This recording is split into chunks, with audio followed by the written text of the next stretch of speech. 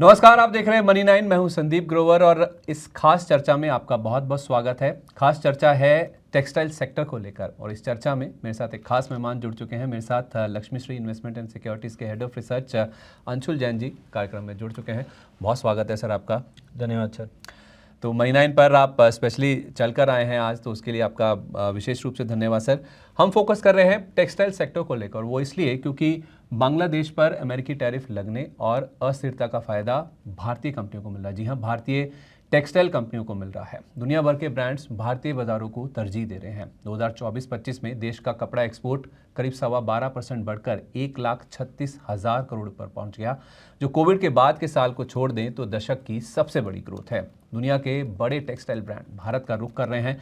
Global brands Bharat में लगातार order दे रहे हैं। जर्मनी के ब्रांड किक, नीदरलैंड के जीमन और पोलैंड के पेप्को ने न्यू ईयर और क्रिसमस पर भारत में बड़े ऑर्डर दिए हैं। पिछले साल तमिलनाडु के तिरुपुर को $50 करोड़ के ऑर्डर मिलते हुए दिखे हैं। ऐसे में अब चर्चा इस चीज़ को लेकर है या सवाल इस चीज़ को लेकर खड़े हो रहे हैं कि क्या टेक्सटाइल स्पेस की कंपनियों में अभी भी मौके हैं, क्या वहाँ पे फोकस करना चाहिए, क्या वहाँ पे खरीदारी करनी चाहिए। वो इसलिए क्योंकि पिछले एक साल के दौरान आप केपीआर मिल्स को देखिए, अरविंद मिल्स को देखिए, गोकुलदास एक्सपोर्ट्स को देखिए, इनमें 5 से 19% की ज़ोरदार तेज़ी देखने को मिली है। आपको इस सेक्टर के किन स्टॉक्स में अब कमाई का मौका दिख रहा है या फिर कहाँ आपको पैसा लगाना चाहिए, इन सब पर हम बातचीत करते हैं और अंशुल सर मेरे साथ मौजूद ही हैं। सर, पहले तो टेक्सटाइल स्पेस को लेकर ये जो पूरा बैकड्रॉप बन रहा है कि बांग्लादेश से पूरा बिजनेस शिफ्ट होकर अब भारत की तरफ आ रहा है।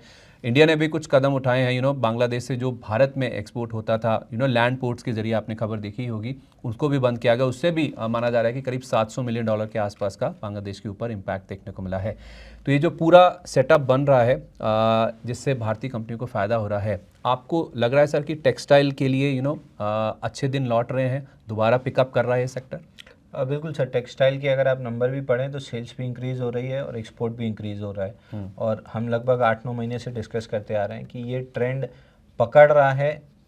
चार्ट्स पे मैच्योर नहीं हुआ है, ब्रेकआउट्स के आसपास हैं, बट हाँ, जिस हिसाब से चार्ट पैटर्न और चार्ट्स के अंदर एक्यूमुलेशन दिखा है, टेक्सटाइल में अगले 1-1.5 साल में बड़ा कुछ होना चाहिए। जैसे इंफ्रास्टॉक्स लंबे चले थे पोस्ट कोविड और ये पिछले 3 साल में, अगले 2-3 साल तेजी टेक्सटाइल स्टॉक्स में दिखनी चाहिए।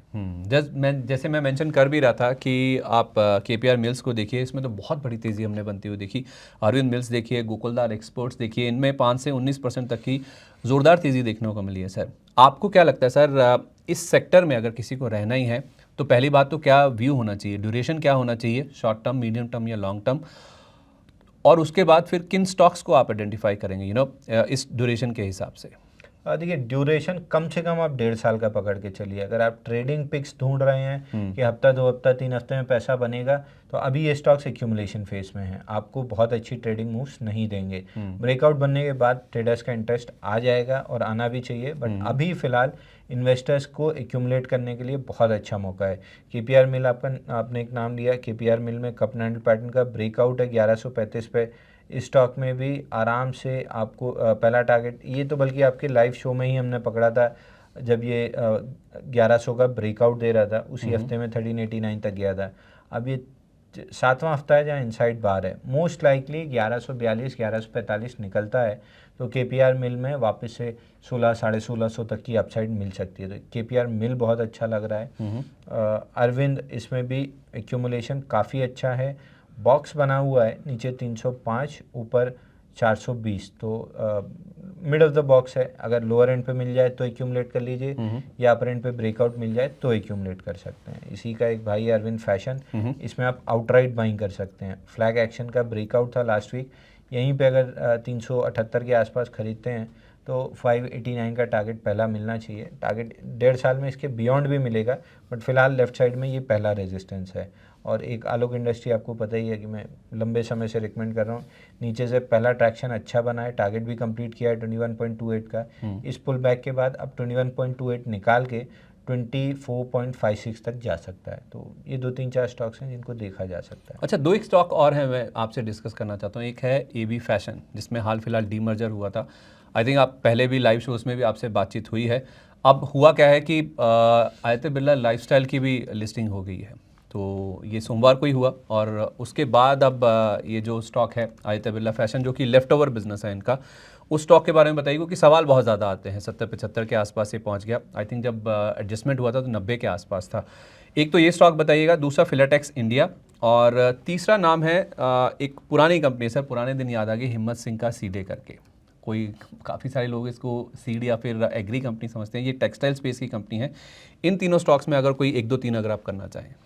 देखिए, हिम्मत सिंह का एक हायर लो बनाने की कोशिश कर रहा है वीकली चार्ट पे। कंफर्म तब होगा जब 169 निकलेगा, बट प्राइमा फेसी इंडिकेशन ये है कि एक्यूमुलेशन हुआ है और 169 निकालेगा। तो जैसे ही 169 निकलता है 234-35 का टारगेट आपको मिल जाएगा। फिलाटेक्स में बहुत समय से रिकमेंड कर रहा हूँ, नीचे 44 रुपीज़ से 60 तक का टारगेट मिला है। ये पुल बैक लोअर वॉल्यूम्स पे है, तो नेक्स्ट राउंड में आपको 72 तक की अपसाइड इसमें मिलनी चाहिए। और आदित्य बिरला फैशन, अगेन ये पोस्ट स्प्लिट वगैरह ठीक लग रहा था, बट जिस हिसाब से सेलिंग आई थी इसमें पिछले 3 हफ्ते 4 हफ्ते में थोड़ी सी हैवी सेलिंग है। बट नॉनदलेस जितना भी नीचे सपोर्ट जोन थे सारे टेस्ट हो चुके हैं। तो अब यहाँ से दो ही चीज़ बनती है, या तो 70 के नीचे क्लोज करे तो फ्रेश ब्रेकडाउन बन जाएगा, जिसकी उम्मीद कम लग रही है। पुल बैक की उम्मीद ज़्यादा है 88-89 तक की, और अगर 1.5-2 साल का समय आप देने के लिए तैयार हैं तो फिर आपको ऑल टाइम हाई आराम से मिलेगा।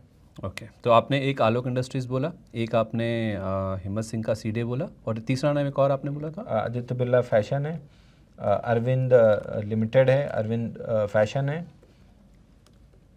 ठीक है, तो आलोक इंडस्ट्रीज, हिम्मत सिंह का सीडे, एबी फैशन और अरविंद, ये कुछ स्टॉक्स हैं जहां पर आपको अभी भी टेक्सटाइल सेक्टर में कमाई करने के मौके नजर आ रहे हैं, बशर्ते आप यहां पर 1.5 साल यानी कि 18 महीने का नजरिया लेके चलते हैं। क्योंकि इस पूरे सेक्टर में अगर आप देखेंगे तो बड़े चेंजेस हो रहे हैं, बड़ा फायदा मिल रहा है, बड़े ऑर्डर्स आते हुए दिख रहे हैं, और उसी का फायदा अगर आप देखेंगे इस सेक्टर में साफ तौर पर देखने को मिल भी रहा है। कुछ आंकड़े भी आपके सामने रखना चाहते हैं। दरअसल देश के टेक्सटाइल सेक्टर में अपार संभावनाएं हैं। दुनिया का टेक्सटाइल बिजनेस करीब 600 अरब डॉलर का है, जबकि भारत की इसमें मात्र 3% से भी कम की हिस्सेदारी है। वहीं बांग्लादेश की बात करें, जो कि हमारा पॉइंट ऑफ अभी डिस्कशन है भी, उसकी अगर आप देखेंगे तो ग्लोबल टेक्सटाइल ट्रेड में 10% के आसपास की हिस्सेदारी है। लेकिन अब गेम बदलती दिख रही है। दुनिया भर के कपड़ा ब्रांड बांग्लादेश की बजाय अब भारत को ऑर्डर दे रहे हैं, और उसी वजह से आप, जैसे आपको अंशुल सर ने बताया भी, कि इनकी जो सेल्स हैं उसमें भी रिफ्लेक्शन दिख रहा है, और इन कंपनियों में अब यहाँ पर मुनाफे पे भी रिफ्लेक्ट हो रहा है, और जाहिर सी बात है स्टॉक्स भी उसके ऊपर रिएक्ट करते हुए नजर आ रहे हैं। सर, अगर कोई फ्रेश अभी खरीदारी करना चाहे टेक्सटाइल स्पेस में, लॉन्ग टर्म से की व्यू से, जैसे आपने कहा भी 18 महीने का व्यू है, तो कितना एलोकेशन टेक्सटाइल सेक्टर में होना चाहिए आपके हिसाब से? अगर आप 1.5 से 2 साल का नज़रिया रख रहे हैं तो 20 से 25% आप अपना पैसा इसमें रख सकते हैं।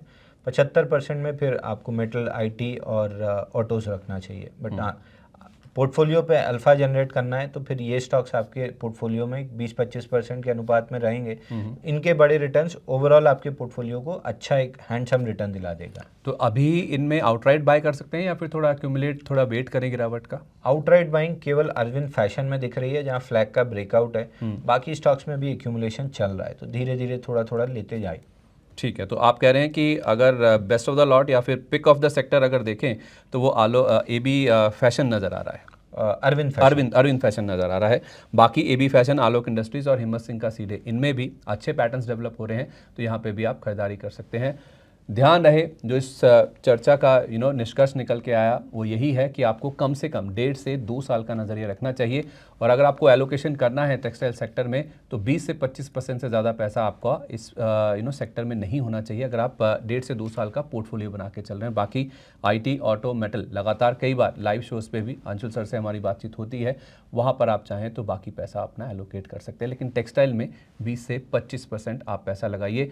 सेक्टर में चेंजेस हो रहे हैं, बदलाव हो रहे हैं। बांग्लादेश जो कि एक बड़ा प्लेयर है पूरे टेक्सटाइल स्पेस में दुनिया भर में, वहाँ पर फोकस घटकर अब भारत की कंपनियों पर आ रहा है, नए ऑर्डर्स आ रहे हैं, उसका फ़ायदा इन कंपनियों को मिल सकता है। तो अगर आप चाहें तो इन कंपनियों पर 1.5 से 2 साल के नज़रिए से फोकस करके चल सकते हैं। बहुत धन्यवाद अंशुल सर हमारे साथ इस खास चर्चा में शामिल होने के लिए।